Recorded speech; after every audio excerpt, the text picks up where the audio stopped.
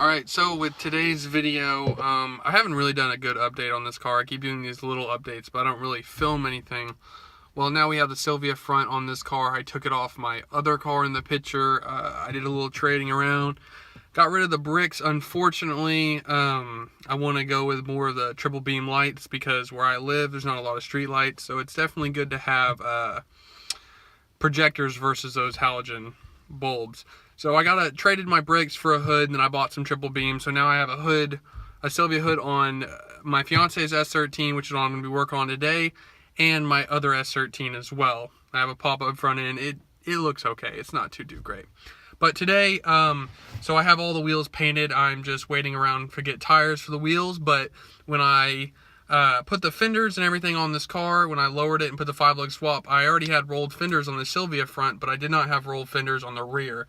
But since I was running such a small wheel with the 350Z wheel, it's the rear, so it's 17 by 8. I put a 215 on there, and the offset wasn't great enough to push it close to the fender, so I didn't have to roll the fender.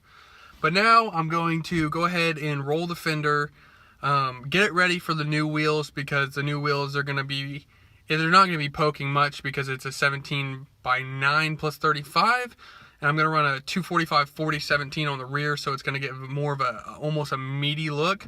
But the main goal is right now is because we do not have aftermarket rear control arms or tow rods, I want to kind of keep the spec in factory spec. I mean, obviously there's going to be a few degrees of camber. I'm trying to get away with as least as I possibly can.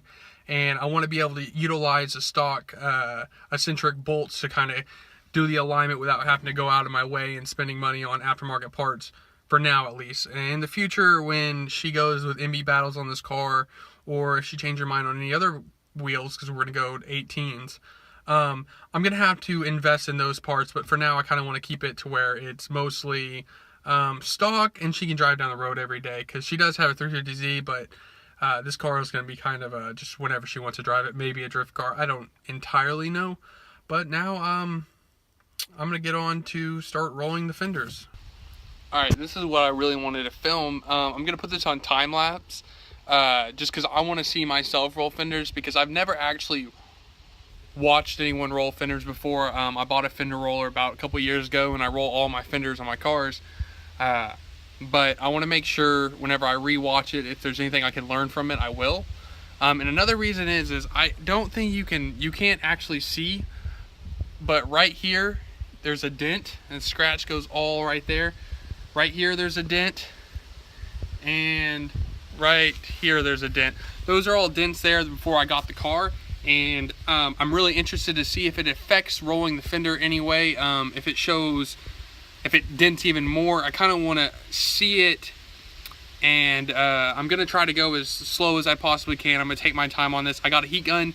The paint on this car is pretty much done. It's scratched up pretty bad, but I want to make sure that whenever I do it, I harm the paint as least as I possibly can. There's no clear coat other than on this one fender and the other fender, but other than that, the clear coat's basically gone. But I want to try to save the paint as much as I possibly can. I'm going to film both sides, and I'm going to see if I mess it up anymore or how it ended up turning out.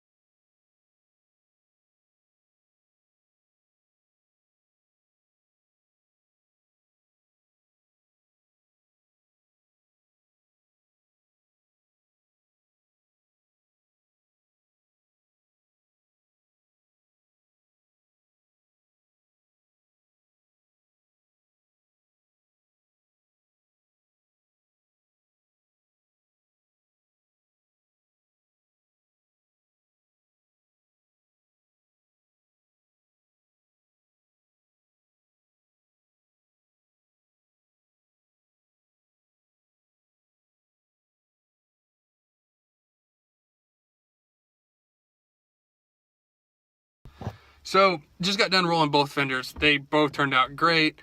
Better than expected. I was expecting when I was going to do it that one of the dents, because I'm not a body guy, so I don't know exactly if the dents would get bigger or work themselves out.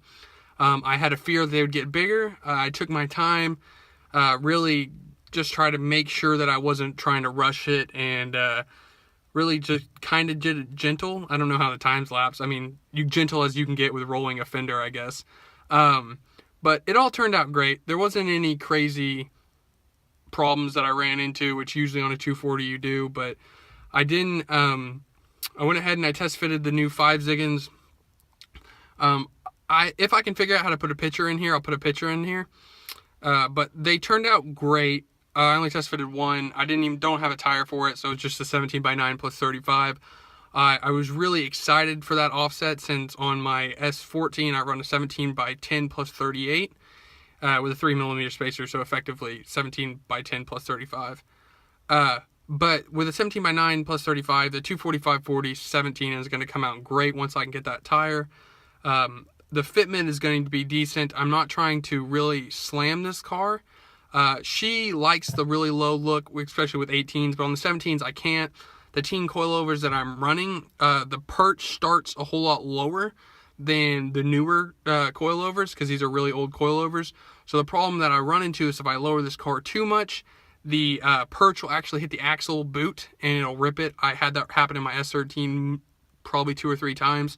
I couldn't figure out what it was, and then I didn't really get rid of the coilovers. I just started breaking it down and trying to figure out what exactly was causing it. I thought it was maybe a suspension problem, but it was just the coilovers are designed, I wouldn't say poorly, but not in the best interest if you're lowering your car really low. But other than that, everything came out great. The wheels they will look flawless when they're on the car. I guess that's it for this video.